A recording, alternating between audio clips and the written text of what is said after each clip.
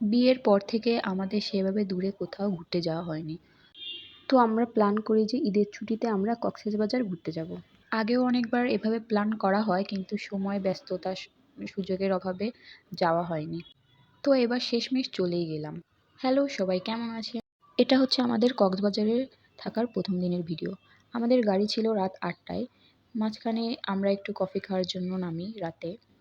তারপরে কক্সবাজারে পৌঁছাতে পৌঁছাতে অলমোস্ট ৬টা, সাড়ে ৬টার মতো বাজে। তারপর আমরা আমাদের হোটেলে চেক ইন করি।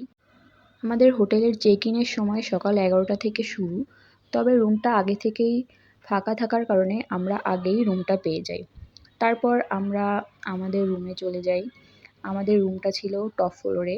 আমাদের রিকোয়ারমেন্ট ছিল যে আমরা রুম থেকেই যেন সিটা এনজয় করতে পারি, এই জন্য আমরা টপ ফ্লোরের সি ভিউ রুমটাই চুজ করি। রুমটা আমাদের বেশ পছন্দ হয়। রুমটা খুব সুন্দরভাবে গোছানো এবং পরিপাটি ছিল।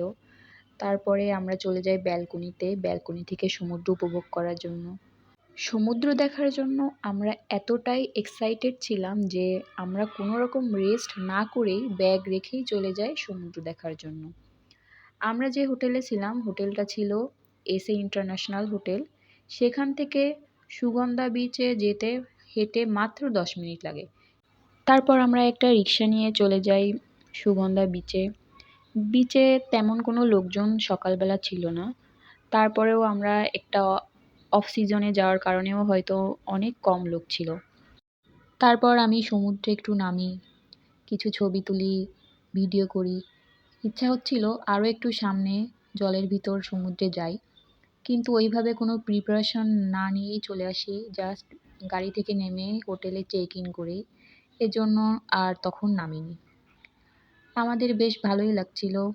দুজনে মিলে কিছু সময় সমুদ্রের ভিতর হাঁটাহাঁটি করলাম।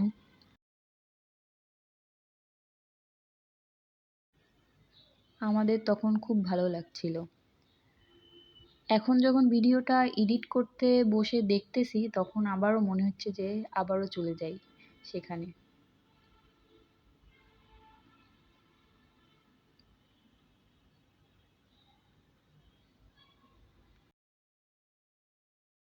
তারপর আমরা সেখান থেকে চলে যাই ব্রেকফাস্ট করার জন্য ডিঙি রেস্টুরেন্টে।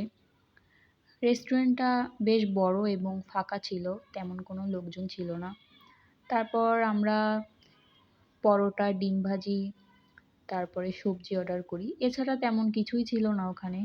যেহেতু আমরা রোজার টাইমে গেছিলাম, খাবার দাবার নিয়ে একটু অসুবিধা হয়েছিল, তেমন কিছু পাওয়া যাচ্ছিল না। তারপর আমরা চলে যাই আবার আমাদের হোটেলে। সেখানে যেয়ে কিছু সময় রেস্ট করে সমুদ্রে নামার জন্য রেডি হয়ে চলে আসি। এই যে সমুদ্র, তখন অলমোস্ট ১টা বাজে। তারপর আমি একটু লাফালাফি করি সমুদ্রের ভিতর। করতে করতে সানগ্লাস পরে একটু ভাব নিচ্ছিলাম আর কি। তখন হঠাৎ করেই আমার সানগ্লাসটা সমুদ্রের মধ্যে পড়ে যায়। তারপরেও আমি সানগ্লাসটা সমুদ্রের মধ্য থেকে খুঁজে পাই, তারপর উঠাই নিই। এই যে সানগ্লাসটা পড়ে গেল মাথা থেকে। সমুদ্রে নেমে আমরা খুব সুন্দরভাবেই সমুদ্রটা উপভোগ করছিলাম, কিন্তু এর মধ্যে আরেকটি সমস্যার সৃষ্টি হয়। হঠাৎ করে খেয়াল করি যে ওর ফোনের ভিতর সমুদ্রের লবণ জল যেয়ে ফোনটা আর অন হচ্ছে না। তারপর কি করব, তাড়াতাড়ি চলে যাই আমরা হোটেলে এবং রিসেপশনে কথা বলে জানতে পারি বাজারের ভেতরে আছে সার্ভিসিং কেয়ার। তারপর আমরা তাড়াতাড়ি রেডি হয়ে তড়িঘড়ি করে চলে যাই সার্ভিসিং কেয়ারে। ফোনটা সেখানে দেখালে ওরা ঠিক করে দেয়, তবে সামনের ক্যামেরাটা নষ্ট হয়, ওটা ঠিক করা সম্ভব হয়নি। তারপর আমরা বাজারের ভিতরে সামনে এগোতেই দেখি একটা মন্দির পাশেই। তারপর আমরা সেখানে যাই, যে মায়ের দর্শন করি। এটা ছিল একটি মা কালীর মন্দির।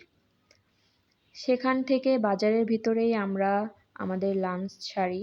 লাঞ্চ করার পরে আমরা আবার হোটেলে চলে যাই। হোটেলে যেয়ে সন্ধ্যার দিকে আবার রেডি হয়ে চলে যাই রাতের সমুদ্র দেখার জন্য। এই যে ছেলেটা, এই ছেলেটা দিনের বেলায় স্কুলে যায় এবং রাতের বেলায় এসব বিক্রি করে।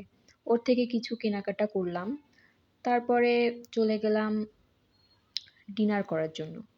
ডিনার করতে আমরা চলে গেছিলাম আমাদের হোটেলের সামনেই একটা রেস্টুরেন্ট, কুটুমবাড়ি রেস্টুরেন্ট। রেস্টুরেন্টটা বেশ বড় এবং খুব সুন্দর।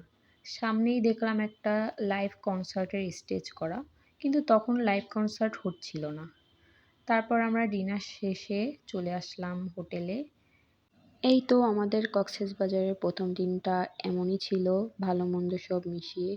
তো আজকে টাটা।